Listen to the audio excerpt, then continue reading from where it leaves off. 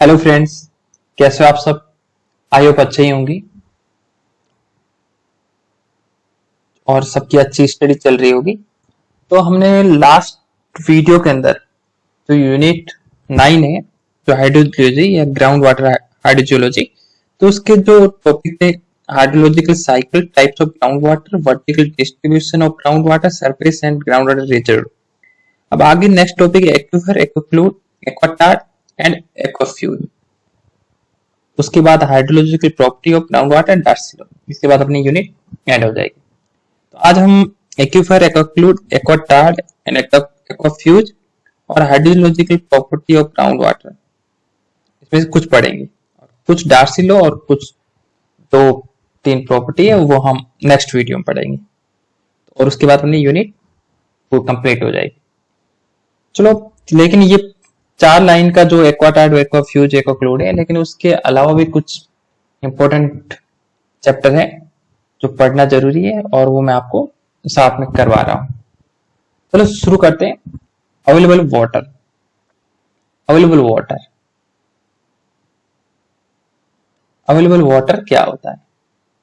देखो, इसे नॉर्मली चीजों में मैं समझा रहा हूं साथ में, तो आप अगर साथ में ड्रॉ कर सकते हो तो ड्रॉ भी कर लेना। अवेलेबल वाटर क्या होता है? Amount of water, amount of water मतलब वाटर की मात्रा जो सोइल प्रोफाइल होता है उसके अंदर स्टोर हो सकती है। और अवेलेबल किसके लिए उपलब्ध हो? जो अपनी क्रॉप है, फसलें हैं, पेड़ पौधे, उनके ग्रो होने के लिए। तो अवेलेबल वाटर जल की वो मात्रा है जो पौधों और फसलों के लिए, उनकी वृद्धि के लिए अवेलेबल, उपलब्ध। ओके, ये अवेलेबल वाटर।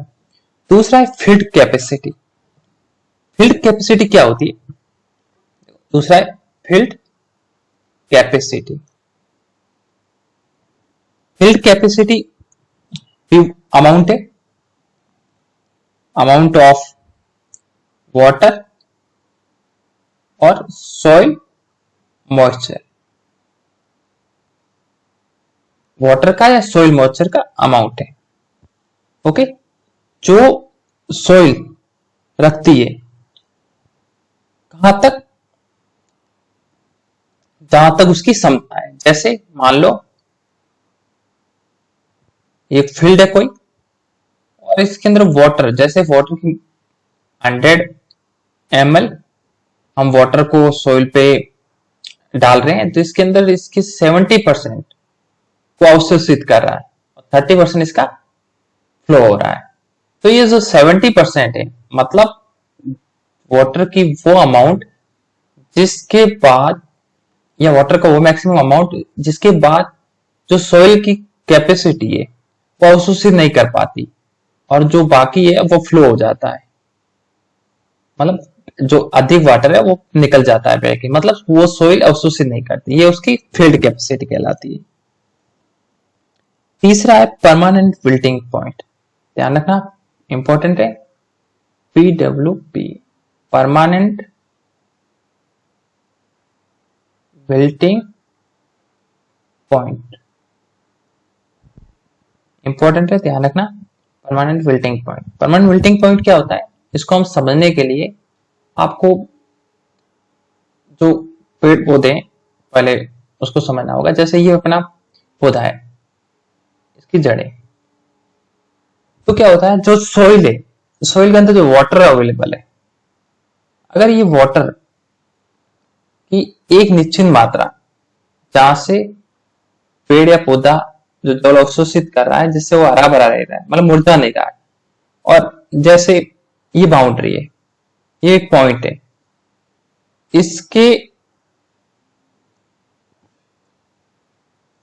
इसका जो पॉइंट का जो लिमिट लास्ट, जैसे इस लिमिट के बाद, अगर इस लिमिट के बाद वाटर की न्यूनतम मात्रा, मतलब जो पौधा है, पौधे को मुरझाने के लिए, जो वाटर की मात्रा है, तो वो विल्टिंग पॉइंट से क्या हो जाएगी? ज्यादा हो जाएगी। अगर विल्टिंग पॉइंट क्या होता है? मतलब वह न्यूनतम या वो मिनिमम वाटर जो पौधे को मुरझाने से रोक सकता है। मतलब उसके बाद, उस सीमा के बाद अगर इतना वाटर प्लांट को नहीं मिल रहा है तो प्लांट क्या मुरझा जाएगा। इसे कह सकते हैं wilting point is defined as the minimum amount of water in the soil that the plant require not to wilt.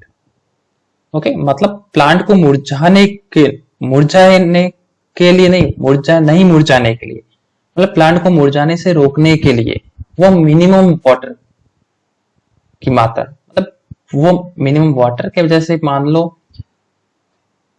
पौधा है, इसको 30 ml वाटर जरूरत है। अगर 30 ml वाटर इसे वैसे 100 की है, बट 30 ml वाटर अगर इसे मिल जाए तो ये मुरझाएगा नहीं, मतलब सैचुरेट नहीं होगा पर मुरझाएगा नहीं। और 30 से नीचे होते ही वो मुरझा जाएगा। तो 30 इसका क्या है, विल्टिंग पॉइंट है। ओके, ये तीनों है। नेक्स्ट, अब हम एक्यूफर पढ़ेंगे। जब एक्यूफर को समझने से पहले हमें पोरोसिटी को समझना होगा, पोरोसिटी और परमेबिलिटी को। क्यों? एक्यूफर को मैं पहले समझा रहा हूं, आगे भी समझाऊंगा। एक्यूफर होता क्या है? जैसे rock formation, water bearing rock formation क्या है? Water bearing rock formation. Water bearing rock formation होता है जिसकी क्या होती है, high porosity and permeability. Porosity और परमेबिलिटी दोनों ध्यान रखना है। परमेबिलिटी मतलब पोरोसिटी का मतलब सरलता, परमेबिलिटी मतलब पारगम्यता। तो आप देखो, जैसे रॉक फॉर्मेशन है कोई भी, इसके अंदर ये जो पोर्स है, जो छिद्र है, इन्हीं में इंटरस्टिक है, वॉइड है, इसी में वाटर हेल्ड रहता है। तो ये पोरोसिटी और परमिबिलिटी क्या होती है? परमिबिलिटी, ये वाटर तो है लेकिन इसको अगर यील्ड किया जाए, ड्रेंड किया जाए, तो ड्रेंड होने के लिए ये क्या होना चाहिए, उसके लिए सुटेबल होना चाहिए। मतलब एक तरह ट्रांसफर, वाटर का ट्रांसफर भी होना चाहिए।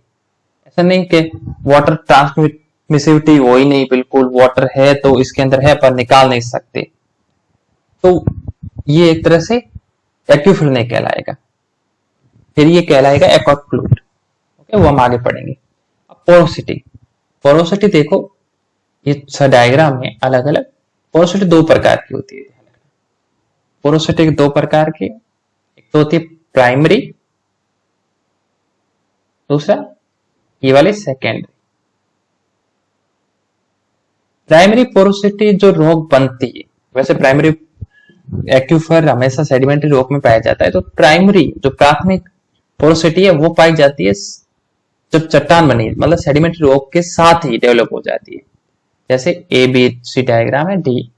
और जो सेकेंडरी, जो रॉक बनने के बाद फ्रैक्चर या जॉइंट के कारण उसमें डेवलप हुई है, या वेदरिंग के कारण, इरोजन के कारण, किसी मूवमेंट के कारण, तो वो सेकेंडरी होती है, मतलब ओरिजिन के बाद किसी कारण की वजह से। और ये होती है ग्रेनाइट में, रायोलाइट में, इग्निस रॉक, मेटामॉर्फिक इनमें। लेकिन सेडिमेंट्री रॉक में प्राइमरी पोरोसिटी पाई जाती है। अब इसमें देखा जाए पोरोसिटी होती क्या है।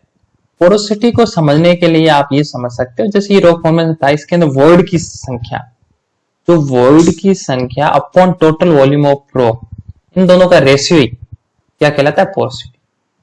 देखो ये पोरोसिटी का फॉर्मूला है, पोरोसिटी बराबर total volume of voids upon total volume of rock, दोनों का रेशियो पोरोसिटी का, या फिर total volume of rock minus volume of solid upon total volume of rock. ध्यान रखना, ये आपको फॉर्मूला याद रखना है और इसकी डेफिनेशन याद रखनी है। ओके, जब फॉर्मूला याद रख जाएगी तो डेफिनेशन अपने आप याद रह जाएगी। दूसरा, अगर इसको डेंसिटी के हिसाब से एक्सेप्ट दर्शाएं तो पोरोसिटी बराबर rho M minus rho D upon rho M. Rho M का मतलब मिनरल पार्टिकल ग्रेन की डेंसिटी और रो डी का मतलब bulk density, total complete rock की density upon rho M density of mineral particle. Okay, तो आप ध्यान, अब इसमें एक कंडीशन दी हुई देखो, जो ये डायग्राम शो कर रहे हैं तो ये है, ये वेल सॉर्टेड है, देखो अच्छा सॉर्टेड है, राउंडेड है, बीच में स्पेस है, यहाँ पे वाटर ऐड रहता है, तो अच्छी है। दूसरे में क्या हुआ, गैप तो इंटरेस्टिंग बट उसमें छोटे छोटे रॉक पार्टिकल, तो यहाँ पे अच्छी पोरोसिटी नहीं है, तो ये पोरली सॉर्टेड हो गई। तीसरा देखा जाए तो ये वेल सॉर्टेड है, और इसमें आप देखो जो पेबल्स ये है, और ये खुद ही देखो छिद्र है, इनके अंदर वर्ड्स है, तो इसकी ये तो पोरोसिटी है ही, इसके साथ ये दूसरी पोरोसिटी, मतलब बहुत बढ़िया पोरोसिटी पाई जाती है, तो इसमें हाई पोरोसिटी है, ध्यान। ओके, अब पोरोसिटी, ये टेबल में जो बता रहा हूं ये इंपॉर्टेंट है, इन्हें वेरी इंपॉर्टेंट, इन्हें आप अच्छी तरह याद कर लिया। अब पोरोसिटी इसमें आपको ज्यादा मैक्सिमम किसकी है, मिनिमम किसकी है, देखो मैक्सिमम पीट की है, मिनिमम सेल की, ध्यान रखना। और ये टफ का क्वेश्चन आया था 2016 में, जो हाइड्रोजोलॉजी हुआ था उसके अंदर 41 जो टफ था, तो आंसर सही था, टफ का है, ध्यान रखना। तो आपको इसमें इंपॉर्टेंट ये टेबल याद रखनी है, सारे हमने जो सेडिमेंट का स्केल पढ़ा था वर्थ का, तब उसके अंदर सारे दिए हुए थे। ओके, तो ये आपको टेबल अच्छी तरह से करनी है, याद करनी है। मेनली इसमें सैंडस्टोन का आप याद कर लेना, क्ले का कर लेना, सिल्ट का, डोलोमाइट वगैरह जरूरत नहीं है, ड्यून सैंड का कर लो, और टफ का, बेसाल्ट का, और पीट का, मतलब इनका याद कर लो। अब एक्यूफर, एक्यूफर मैंने पहले ही बता दिया, एक्यूफर क्या होता है, रॉक फॉर्मेशन होता है। देखो,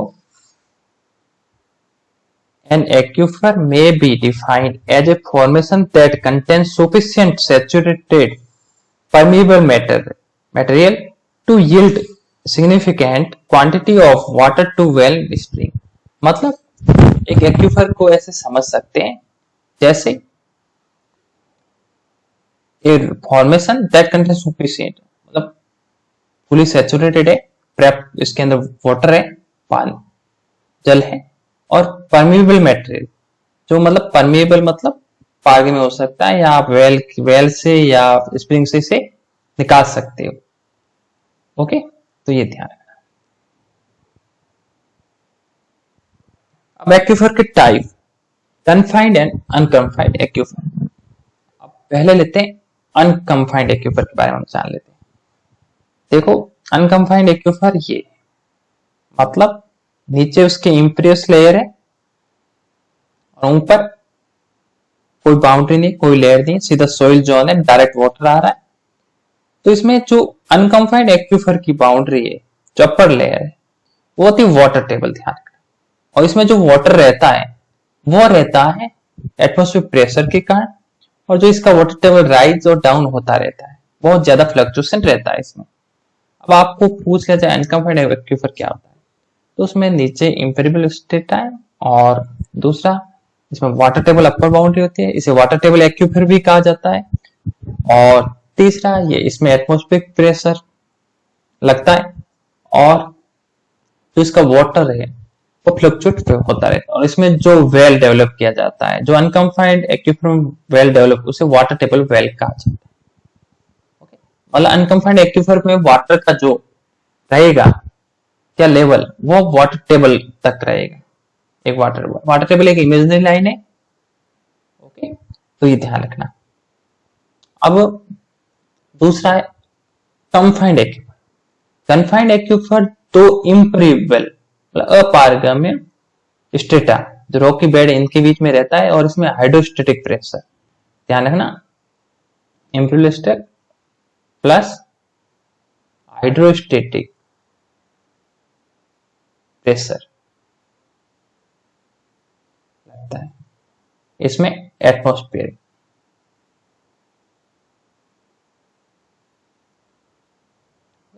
और जो हमारा अनकंफाइंड एक्यूफर ये तो डायरेक्ट रिचार्ज हो सकता है, बट जो कन्फाइंड एक्यूफर है उसके लिए एक पर्टिकुलर रिचार्ज एरिया होता है, वहीं से रिचार्ज हो सकता है। नहीं तो ये डायरेक्ट ऐसे नहीं हो सकता, इसमें इंप्रेशन, या फिर आप इसे खुद ड्रिल करके रिचार्ज कर सकते हो। और इसके अंदर जो वेल लगते हैं उसे बोलते हैं आर्टिशियन वेल या फेरेटिक वेल या पीजियोमेट्रिक वेल। इन तीनों, ये ध्यान रखना, आपसे पूछ सकते हैं। और जो इसका जो वाटर लेवल होता है, जो इसकी सरफेस होती है, जैसे अनकंफाइंड वाटर टेबल होती है तो इसकी जो सरफेस होती है जहां तक वाटर रहता है वो पीजियोमेट्रिक सरफेस कहलाती है, यानी ना पीजियोमेट्रिक सरफेस। अब इसमें एक पर्टिकुलर यहाँ पे जो डायग्राम है दिया हुआ है तो मैं आपको बताता हूँ। एक और होता है पर्स्ट एक्यूफर।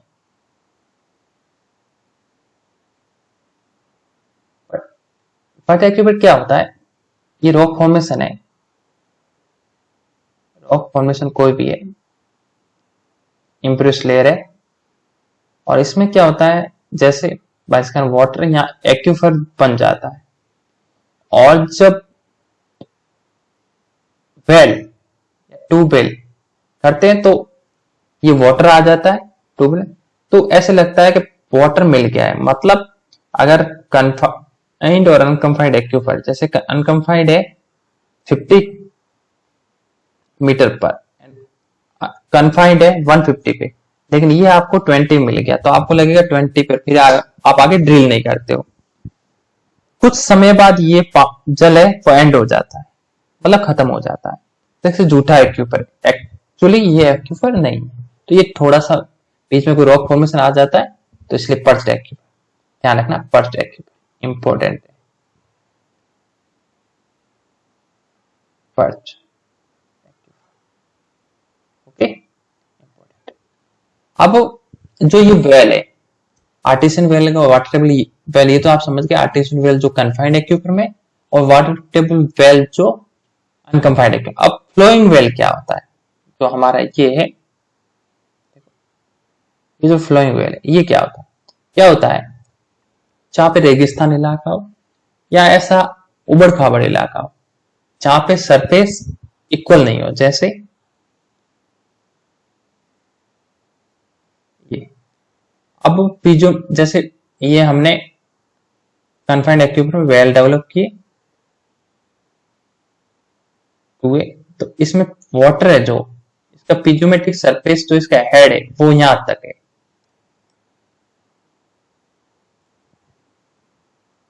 यहां तक। तो पीजियोमेट्रिक सरफेस एक्चुअल में कहां तक है, कहां तक है, यहां तक। तो अब इसके इक्विवेलेंट देखा जाए तो यहां तक इसका वाटर लेवल राइज है। तो अगर यहां पे वेल डेवलप किया जाए, वेल तो यहां से डेवलप होगा यहाँ, क्योंकि ये जो लेवल है सरफेस का वो नीचे, तो वाटर यहां से फ्री मूवमेंट होना शुरू हो जाए, कहां तक, पीजियोमेट्रिक सरफेस तक। तो इसे फ्री फ्लोइंग वेल कहते हैं। ओके,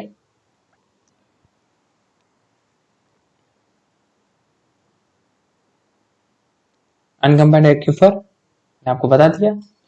वैसे तो एक बार एन अनकंफाइंड एक्यूफर देख लो।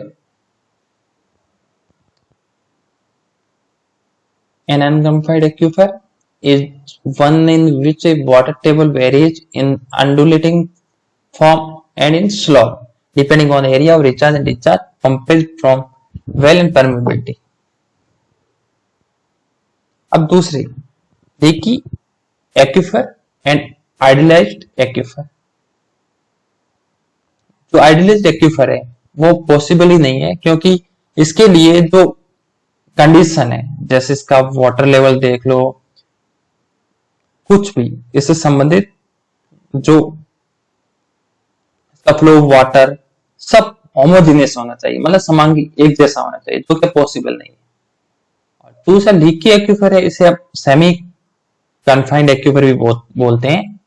और इसको समझने के लिए आप डायग्राम देखिए, ये डायग्राम है, जैसे ये वाटर टेबल मतलब आप अनकंफाइंड एक्यूफर में, पीजियोमेट्रिक सरफेस मतलब कन्फाइंड एक्यूफर।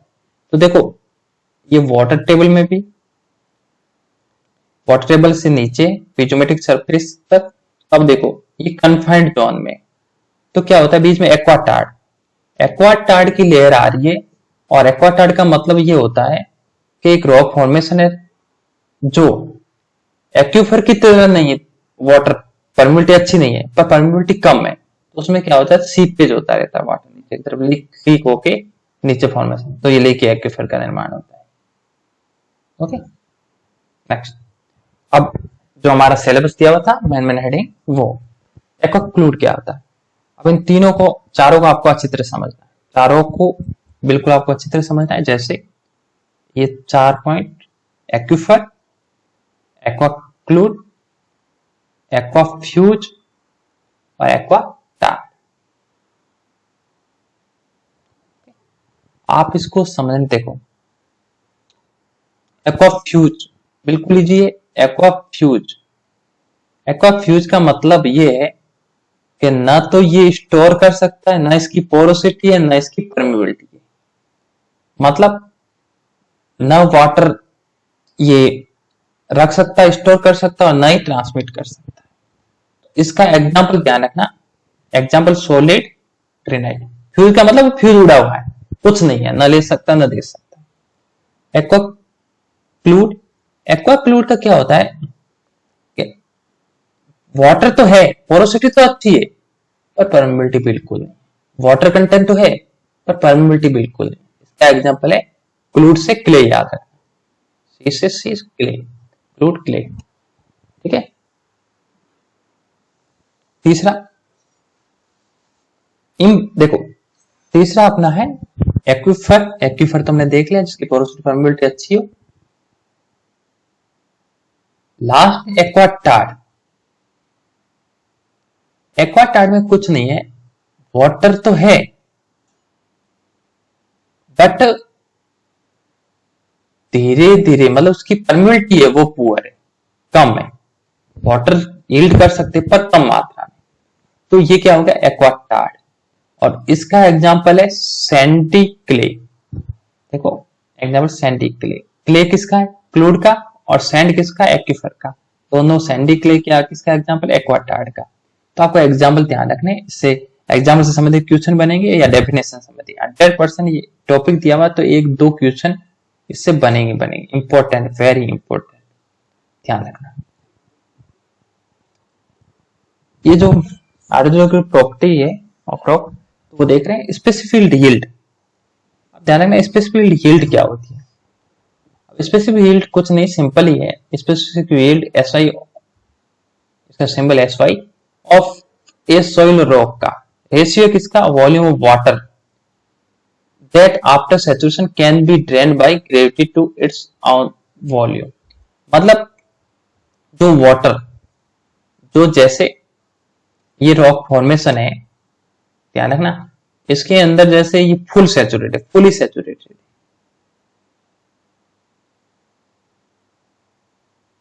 इसके अंदर जितना हम ड्रेन कर सकते हैं, जैसे ड्रेन यहां तक ड्रेन कर दिया, तो ये क्या हुआ स्पेसिफिक यील्ड। मतलब जो वाटर यील्ड किया है उसका और टोटल वॉल्यूम उस दोनों का, इसका, तो ये क्या कहलाएगा, इसका रेशियो स्पेसिफिक यील्ड। और जो पोरोसिटी है वो क्या कहलाती है, स्पेसिफिक यील्ड और स्पेसिफिक रिटेंशन, दोनों का योग पोरोसिटी। ध्यान रखना, जो ये पीछे, ये तो यील्ड हो गया जो निकाला है सैचुरेशन, और जो पीछे जिसे यील्ड नहीं कर सकते, जो एक्यूफर की खुद की, तो वो क्या कहलाएगा, स्पेसिफिक रिटेंशन।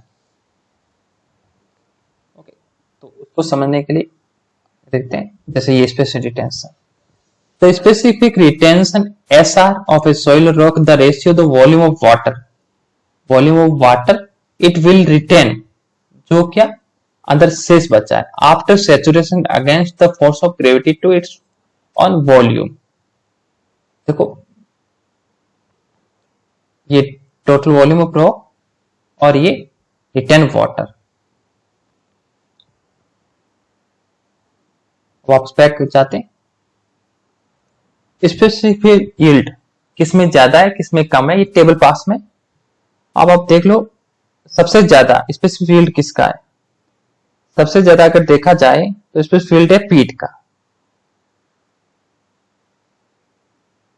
और सबसे कम देखा जाए तो किसका है, क्ले का।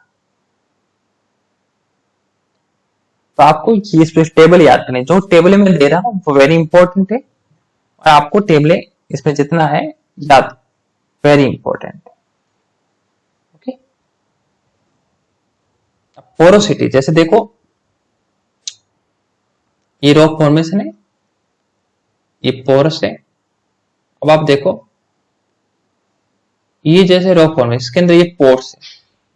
अब पोर्स के अंदर क्या होता है, वाटर फिलअप होता है, और वाटर एक तो ड्रेन कर रहे हैं, दूसरा बचा हुआ है, दोनों को मिलाए तो पोरोसिटी हो जाएगी ना। तो ये पोरोसिटी।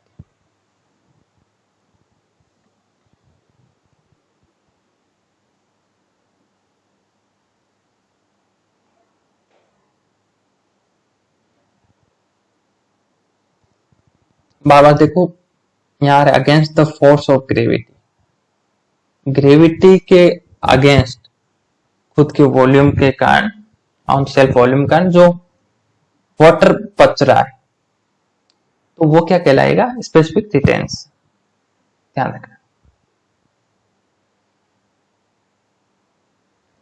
अब स्टोरेज कोफिशिएंट, स्टोरेज कोफिशिएंट क्या होता है, देखो डेफिनेशन में जो बता रहा हूं वही आएगा, या तो इसकी डेफिनेशन पूछी जाएगी या इसका जो रेंज है किसकी, स्टोरेज कोफिशिएंट की, किसके लिए, जो कन्फाइंड एक्यूफर है उसके लिए जो रेंज है, ये इंपॉर्टेंट है। और तीसरा जो इसका फॉर्मूला है वो इंपॉर्टेंट है। तीनों इंपॉर्टेंट, ये आपको याद रखनी है। तो स्टोरेज कोफिशिएंट या स्टोरिटी क्या होती है, it defined as the volume of water,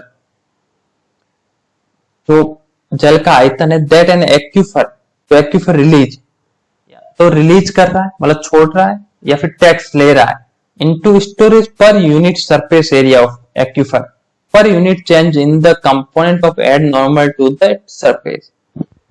मतलब ये कह रहा है जैसे ये यूनिट्स, देखो ये कन्फाइंड एक्यूफर इधर, ये कन्फाइंड एक्यूफर और ये अनकन्फाइंड एक्यूफर।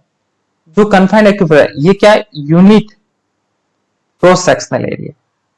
तो इसमें अगर वाटर लिया जाए और वाटर छोड़ा जाए तो ये जो इसका हेड एरिया है उसमें कितना चेंज आता है, हेड कहाँ होता है, पिजमेटिक सरफेस है जो, और वाटर टेबल ये दोनों हेड होते हैं, तो इनमें कितना यूनिट एरिया में चेंज आता है, तो ये क्या कहलाता है, स्टोरेज कोफिशिएंट। दूसरा इसके लिए पिजमेटिक सरफेस, इनके लिए देखो अनकम्पाइंड के लिए वाटर टेबल है, तो वाटर टेबल में कितना चेंज आ रहा है यूनिट क्रॉस सेक्शनल एरिया के हिसाब से।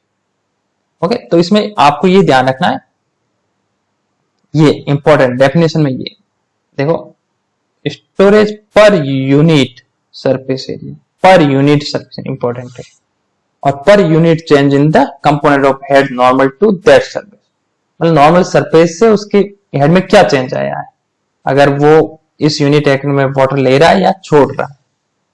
ओके, अब फैक्ट दैट, अब ये कम जो अपने कन्फाइंड एक्यूफर है उसके लिए जो मान स्टोरिटी का, तो ये आपको ध्यान रखना है 0.4 टाइम 0 है, ध्यान रखना 4 टाइम 0 है, और इधर आगे 2 टाइम है, ध्यान रखना। अब दूसरा है in fact that S normally very directly with, जो स्टोरिटी है वो डायरेक्ट एक्यूफर के साथ अलग अलग होती है, थिकनेस जो मोटाई है उसके आधार पे जो फॉर्मूला दे दे, देखो S बराबर 3 इंटू 10 की power -6 p, where b is the saturated aquifer thickness in meter to applied for estimating purpose। Okay, तो आपको इसमें कुछ याद नहीं रखना, एक तो डेफिनेशन अच्छी याद कर लो, दूसरा जो ये मान है वो याद रख दो, और तीसरा जो स्टोरिटी है तो वो याद रख दो, इसकी जो मान है, जो इसकी वैल्यू है वो थिकनेस के साथ। ये तीनों है और इसके अलावा कोई इंपॉर्टेंट नहीं, बस आपको ये माइंड में आना चाहिए। बस यूनिट ध्यान रखना, यूनिट क्रॉस सेक्शनल एरिया ध्यान रखना, ये very very important. Next, thank you.